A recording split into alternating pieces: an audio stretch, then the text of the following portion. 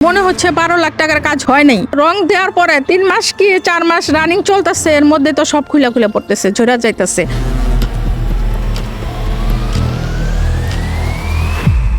স্বাস্থ্যসেবা যেখানে মানুষের শেষ ভরসা, আর সেই স্বাস্থ্যসেবা খাতেই প্রকাশ্য লুটপাট।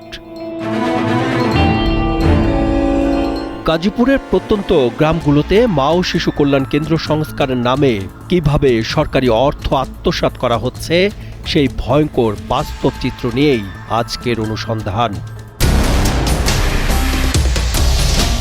গাজীপুরের স্বাস্থ্য প্রকৌশল অধিদপ্তর।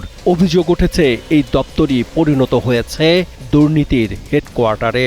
এই দুর্নীতির মূল হোতা হিসেবে উঠে এসেছে 2 কর্মকর্তার নাম, সহকারী প্রকৌশলী শিহাবুদ্দিন এবং উপসহকারী প্রকৌশলী খলিলুর রহমান।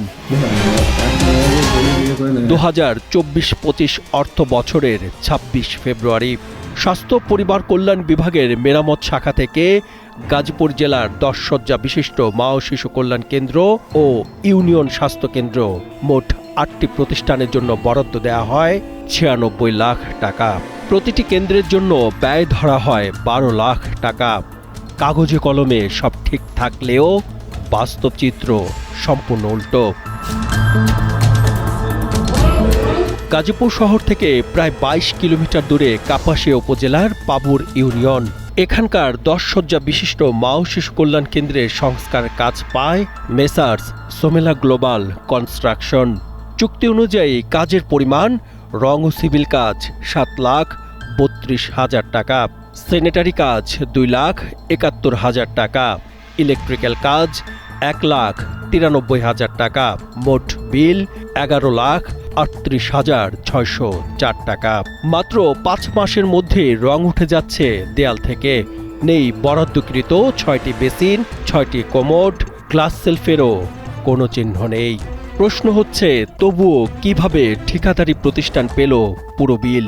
আমাদের এখানে সংস্কারের কাজের মধ্যে ইলেকট্রিসিটিক্যাল কিছু কাজ হয়েছে, তার মধ্যে কিছু লাইট লাগিয়েছে, তাও 4-5টা হবে, 2টা ফ্যান লাগিয়েছে, একটা নতুন হাই কোমোড দিচ্ছে, খুব অল্প পরিমাণ কিছু টাইলসের কাজ করছে, 1 হাতের মতো হবে।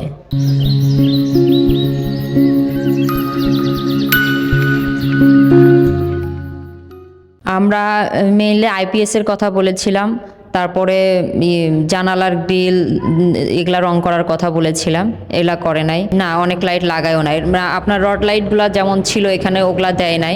এটি কালীগঞ্জ উপজেলার জাঙ্গালিয়া ইউনিয়ন স্বাস্থ্য পরিবার কল্যাণ কেন্দ্র। এখানে কাজ করেছে আমজাদ ট্রেডার্স। এই কেন্দ্রের জন্য বরাদ্দ ছিল ফ্লোর টাইলস প্রায় 2 লাখ টাকা, ওয়াল টাইলস 1 লাখ টাকা।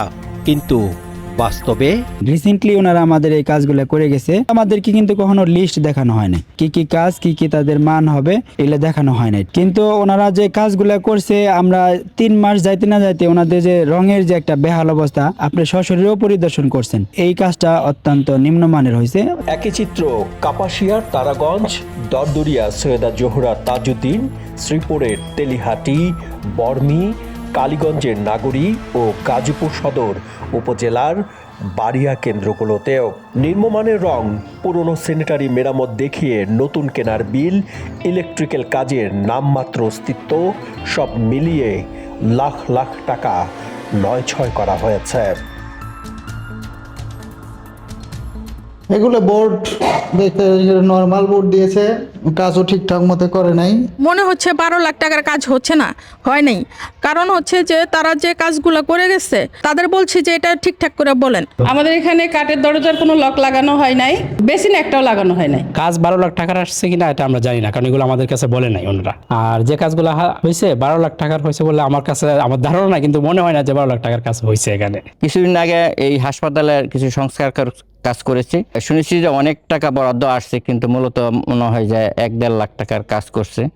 আর যে কাজগুলি করছে তাও কিন্তু সঠিকভাবে করে নাই। বিল্ডিং এর অবস্থা কিন্তু আমার মনে হয় যে রং করার আগেও এসে সুন্দর ছিল, এই রঙের কোনো দরকার ছিল না, এই সংস্কারের কোনো দরকার ছিল না। অবশ্য সহকারী প্রকৌশলী বলছেন ভিন্ন কথা।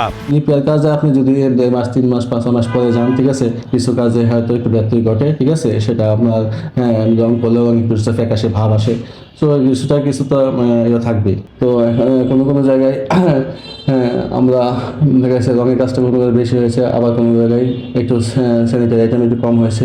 তো সেটা আমরা সমন্বয় করে কাজটা করি।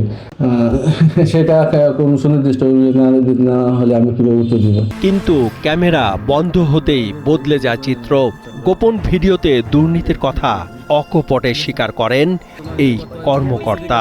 এমনকি প্রতিবেদন না করতে সাংবাদিককে ম্যানেজ করারও অপচেষ্টাও ধরা পড়ে। কিছু নয় যে কত পরিস্থিতির কারণে বাকি একটা ফার্স্ট ক্লাস ভিডিও চলতে গেলে 50,000 লাগে। এখন আমাদের জেলার স্ট্রাকচার ঠিক আছে, জানি বললে 15 সালে কত স্কুল ছিল আর অনেক কত স্কুল হয়েছে, সবকিছু মিলে আর কি বুঝলেন না, যা কিছু করে আসলে পেটে দেয় করা লাগে। সত্যি করে ভাই এখন চাকরি বলতেছি। স্বাস্থ্য খাত যেখানে মানুষের জীবন নির্ভর করে, সেই খাতের দায়িত্বে থাকা কর্মকর্তারাই যদি দুর্নীতিতে জড়িয়ে থাকেন তাহলে ভেঙে পড়বে পুরো স্বাস্থ্য ব্যবস্থাই। এখন প্রশ্ন একটাই, এই দুর্নীতির বিরুদ্ধে কি হবে কার্যকর তদন্ত ও শাস্তিমূলক ব্যবস্থা? গাজীপুর থেকে হাসিব খানের পাঠানো তথ্যচিত্রে ডেস্ক রিপোর্ট, কালের কণ্ঠ।